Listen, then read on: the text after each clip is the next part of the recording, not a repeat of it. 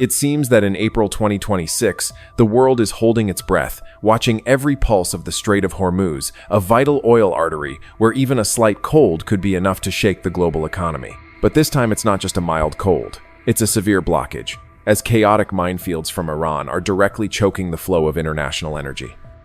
After 21 hours of negotiations in Islamabad ended in a deadlock, Washington appears to have run out of patience to wait for any diplomatic miracle. You can clearly see the determination as the U.S. unilaterally deploys Arleigh Burke-class destroyers along with a series of advanced unmanned underwater vehicles, UUVs, to begin clearing the maze beneath the ocean. This is not simply a routine mine-clearing mission. It is a hard message about the power to enforce order at sea. However, this show of force appears to be a true double-edged sword. While it promises to reopen routes for massive oil tankers, it simultaneously places the region's most glamorous financial hubs, especially Dubai, into an extremely precarious position. As firepower and technology replace negotiated agreements, can the luxury of this Gulf icon withstand the heat of a new order being established by steel and sonar? Stay until the end to explore two possible scenarios for Dubai's fate. It seems that the 2-1-hour diplomatic effort in Islamabad ended exactly as many of us expected.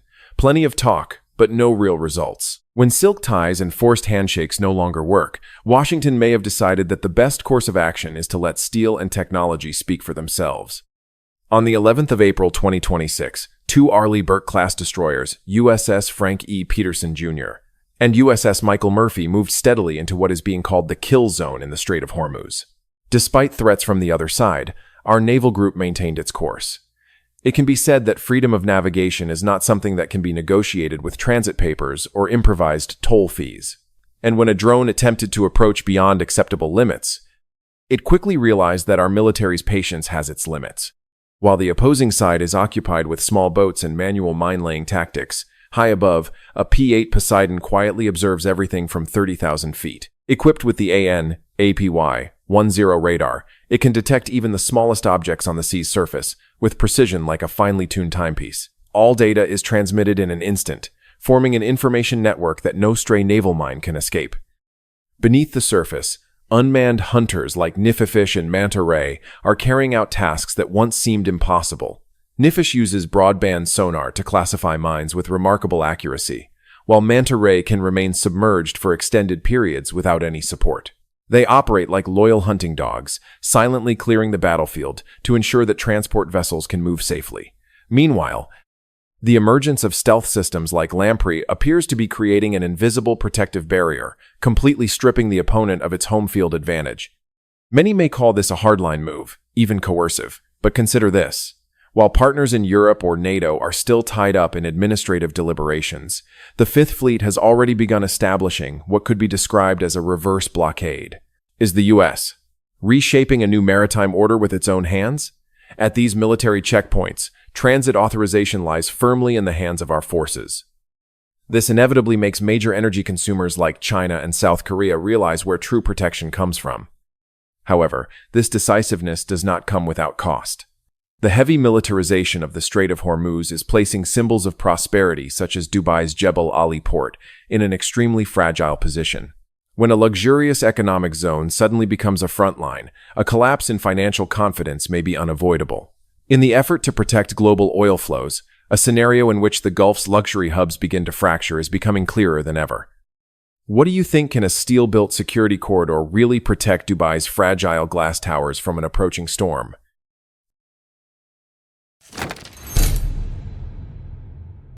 It seems we are witnessing a textbook lesson in blowback in the Strait of Hormuz. You know, in the military, professionalism is often what separates a strategist from an amateur. And it appears the other side has chosen to play the role of the amateur far too well. Instead of a carefully engineered minefield like those designed by engineers at Lockheed Martin or Raytheon, what we're seeing is pure chaos. Reports indicate that the other side hastily deployed naval mines from small patrol boats without even having an accurate coordinate map. So what's the result? The already complex bottom currents in Hormuz have turned this minefield into a swarm of drifting, uninvited guests. Moored mines have had their cables snapped, and now they are drifting back toward islands like Larik or Keshem on their own side. There may be nothing more ironic than the fact that their own patrol vessels now hesitate to go out to sea for fear of hitting the very gifts they left behind.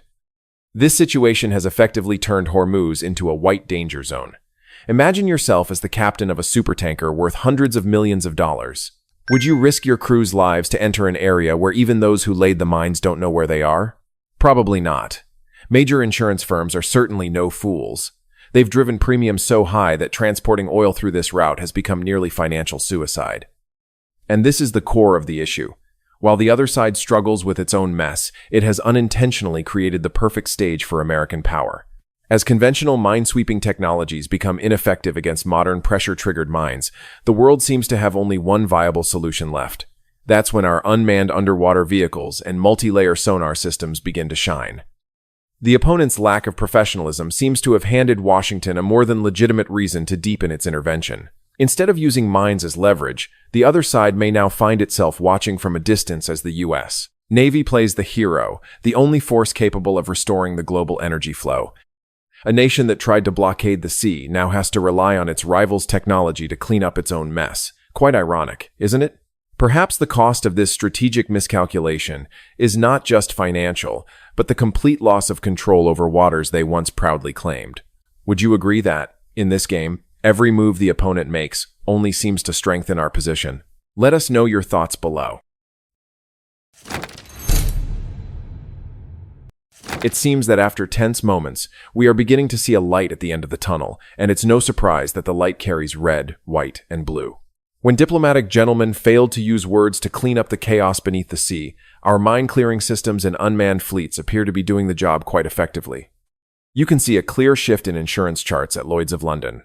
Major shipping companies like Maersk and MSC are likely starting to breathe easier, as safe corridors, also known as the Q route, are secured by Arleigh Burke-class destroyers. The fear of drifting mines seems less overwhelming. Nothing reinforces confidence more than seeing the U.S. Navy's steel shield standing firm on the water, much like the reliability you'd expect from a Caterpillar machine operating at full capacity. And look at Dubai, especially Jebel Ali Port. Without this decisive intervention, what is often called the crossroads of the world might have already turned into a quiet harbor. Dubai thrives on the constant flow of goods. As the U.S. begins to ventilate this economic lung, Jebel Ali seems to be regaining its rhythm. Multinational corporations in free trade zones that had been considering moves to Singapore or Jeddah may now be rethinking their plans. Why leave when the world's strongest protector is present to ensure every shipment reaches its destination? Even its aviation and luxury tourism sectors may owe us a note of thanks. Emirates' private jets and the flow of visitors to Dubai's lavish hotels depend entirely on whether the skies and seas are truly secure. In this scenario, Dubai appears to be leveraging the stability provided by the U.S. to market itself as a safe oasis. A symbol of prosperity and free trade in the Middle East now finds itself relying on Western muscle to survive. But that is the reality of the new order. Prosperity does not come from weak concessions to adversaries. It is built on superior technology and military protection. Do you feel that, in the end, no matter how the world changes, it is our decisiveness that keeps the wheels of the global economy turning and keeps luxury beacons like Dubai from going dark in the storm? It seems we are moving closer to the moment when peace-signing pens must give way to real firepower. You know, in a narrow space of just 21 miles in the Strait of Hormuz, patience is a luxury that Washington may no longer be willing to afford. As negotiations reach a dead end, the scenario of a blazing red zone is beginning to take shape on the radar screens of Arleigh Burke-class destroyers. Imagine this. In such a confined corridor, even the reaction time of the most advanced Aegis system is pushed to its limits. The other side doesn't need billion-dollar aircraft carriers to create trouble. They only need coastal anti-ship missile systems like Noor or Qatar hidden within rugged cliffs. Add to that swarm tactics with hundreds of high-speed boats and Shahed suicide drones, a form of asymmetric warfare our military reports have long warned about. It would take just a scratch on the hull of a U.S. steel warship or a fire on an oil tanker for the entire Ulmuntica to turn into a blazing front line faster than you could launch a Lambo down a highway. And in that storm, Dubai, a symbol of luxury and prosperity, appears to be in the most fragile position. Less than 100 miles from the opposing coastline, this oasis lies well within range of short-range missiles. Have you ever wondered what would happen to icons like Burj Khalifa or Palm Jumeirah if defense systems were overwhelmed by a barrage of firepower? Perhaps when desalination plants and power stations come under threat, Dubai's glittering image would quickly become a distant memory. But perhaps the most painful blow would not come from explosives, it would come from the collapse of confidence.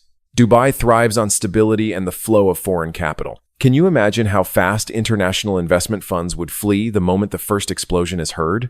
The real estate and stock markets there could evaporate within hours. Even DXB Airport, its pride as a global hub, could turn into a dangerous no-fly zone. As war risk insurance skyrockets to unimaginable levels, Jebel Ali Port might become nothing more than an abandoned warehouse in the desert, completely cut off from global supply chains.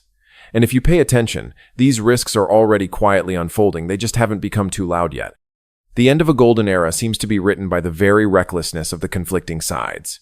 Dubai, once a wealthy neutral player, suddenly realizes it is just a pawn in a game of great powers. Once the expatriate expert community, the people who run this city, begins to evacuate en masse in search of safety, Dubai's social structure could collapse along with them. You see, in a world where real military power is reshaping the map, glossy glass towers seem far too fragile against the harsh reality of missiles and drones. Perhaps the price of unlocking Hormuz by force will be paid with the very survival of the Gulf's most luxurious symbols.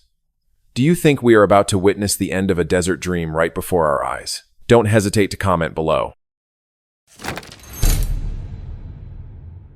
Whether we like it or not, conflict is already happening. As gunfire begins to drown out the popping of expensive champagne, we may be about to witness the unraveling of a luxurious mirage called Dubai. You know, the entire prosperity of this land is not truly built on oil, which now contributes less than 1% to its GDP, but on something far more fragile, absolute confidence and safety. But when missiles begin flying across the Strait of Hormuz, that oasis suddenly reveals itself as a high-risk frontline. Look at their aviation and tourism sector. Dubai International Airport, DXB, which once served more than 87 million passengers a year, may soon become so quiet you could hear the sand falling. Once major airlines reroute to avoid the conflict zone, Dubai's crossroads of the world status accounting for 27% of its GDP could vanish. Have you ever wondered what would happen to a giant like Emirates without transit passengers? With no domestic market to fall back on, collapse would only be a matter of time. 7-star hotels like Burj Al Arab could soon become empty towers, as wealthy travelers would rather choose a safe vacation at Mar-a-Lago than risk their lives near a minefield. But perhaps the most painful blow lies in the real estate market, which attracts over $100 billion in investment annually. In Dubai, luxury apartments are not just homes, they are capital storage tools for the global ultra-wealthy. When war risk becomes real, confidence instantly turns into panic. Can you imagine a large-scale financial exodus? Foreign capital would likely waste no time fleeing to truly stable safe havens like Singapore, or even to low-tax states like Florida and Texas. With more than 88% of the population being expatriates, a wave of sell-offs to preserve remaining capital could turn massive megaprojects into lonely concrete skeletons in the desert. This nightmare would also spread to the financial and logistics systems. Jebel Ali Port, handling more than 14 million TEUs annually, could be completely isolated as shipping giants like Maersk and MSC shift to safer ports beyond missile range. Once the economic bloodstream is blocked, local banks holding tens of billions of dollars in real estate debt would soon face an unprecedented liquidity crisis. Dubai, after years of trying to maintain neutrality, is now being pulled into the middle of a great power struggle. Washington's decision to use an iron hand to reopen the strait has seemingly turned Dubai into a shield for global energy interests. As the professional class and skilled labor force flee, the structure of a city run by expatriates could collapse faster than it was built.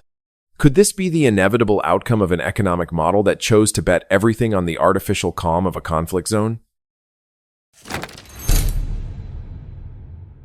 Take a look at the price of instability.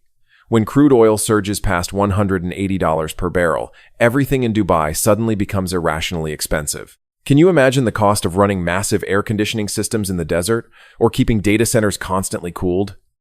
As aviation fuel and marine fuel prices skyrocket, the so-called global connectivity hub begins to feel the heat not from the sun but from cost-push inflation. In a place where even drinking water must be imported, rising transportation costs seem to be draining the resilience of the domestic market. But that's just the tip of the iceberg. The real blow comes from air-conditioned offices in London, where the Joint War Committee has placed the entire Gulf region on the extreme risk zone list. Can you believe it? War risk insurance premiums, once just a small line item, can now jump from 0.025% to as high as 5% of a vessel's value per voyage.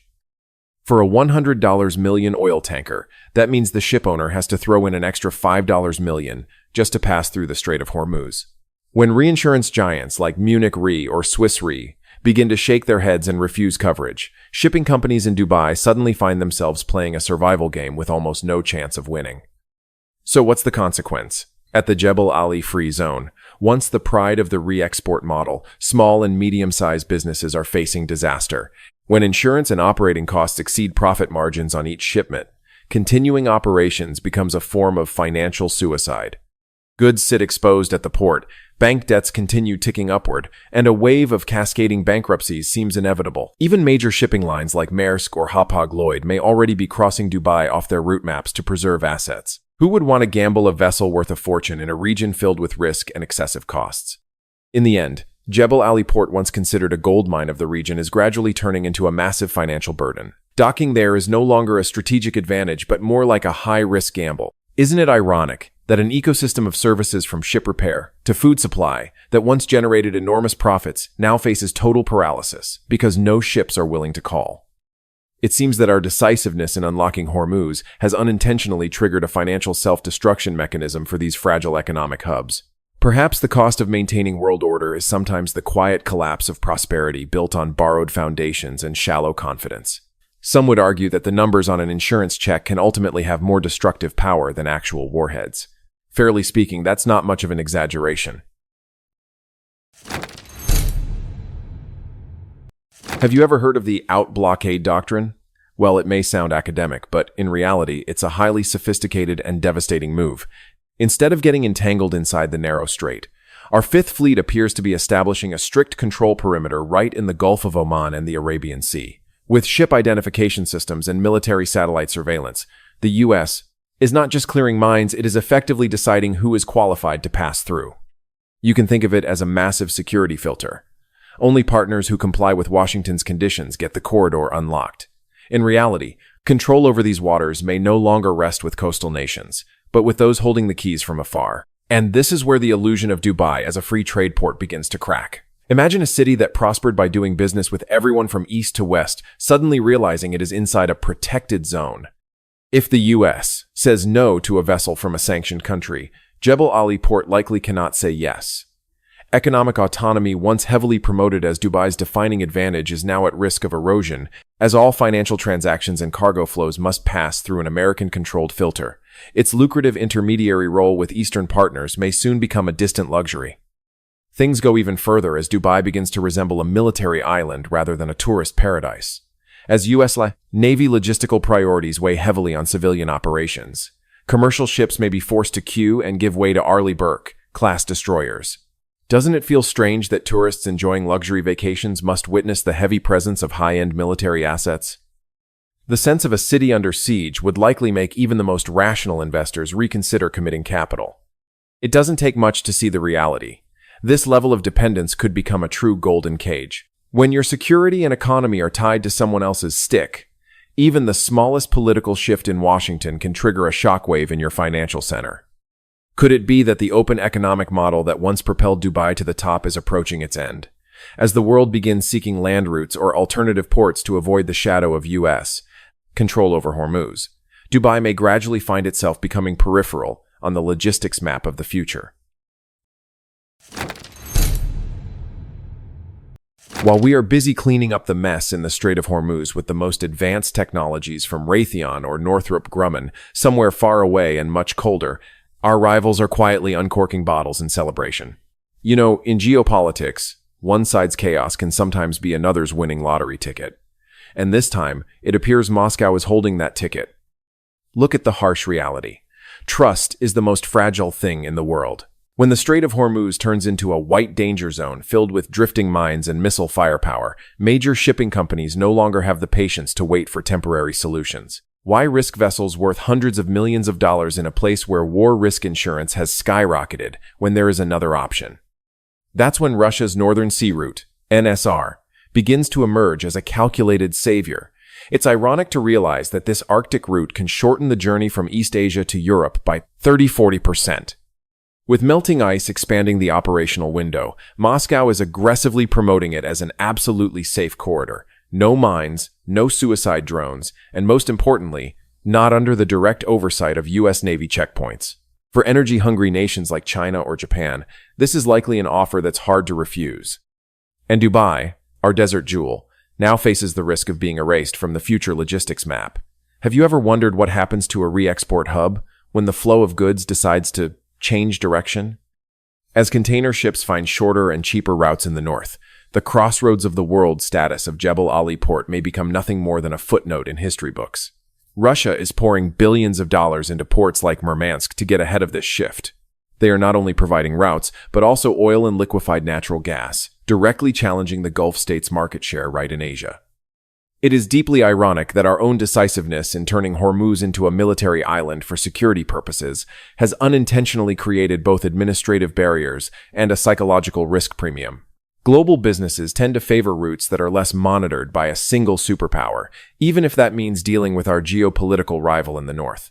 As modern ice-breaking technology begins to make geography less of a constraint, Dubai's positional advantage seems to be melting as fast as Arctic ice. Do you feel that, in trying to protect the old energy flow, we may have accelerated the rise of a new transport order, one where Dubai and Hormuz are no longer the center of the universe? Could this be the beginning of a permanent shift, where new logistics hubs rise in the Far East or Northern Europe, leaving behind a cold and forgotten Jebel Ali amid the sandstorms of irrelevance? Perhaps in this game, every time we tighten our grip in the Middle East, the flow of power quietly slips through our fingers into the icy north. Dubai is standing at a true historical turning point. Do you realize that the collapse of this oasis may not come from warheads or direct bombardment? It seems to be coming from something far more invisible yet devastating, the disappearance of trust and the silent flight of billion-dollar capital flows. When luxury symbols are no longer paired with stability, they become nothing more than lifeless concrete structures in the desert. The world is witnessing a calculated game of 4D chess, where every move to unlock the Strait of Hormuz carries irreversible consequences. It is ironic that the price of maintaining global energy flows may be the decline of the Gulf's most dazzling symbol of prosperity. Will America's iron hand protection be enough to keep ultra-wealthy elites and multinational corporations in Dubai? Or are we truly witnessing the final days of an empire built on sand? What do you think about the future of this crossroads of the world, in an order where security always comes with absolute control? Before you go, please note that this video is not intended to predict the future, but rather to provide a different perspective on existing geopolitical risks. Because sometimes, the most dangerous thing is not what is about to happen, but rather what we believe will never happen. Thank you for watching until the end. See you in the next videos.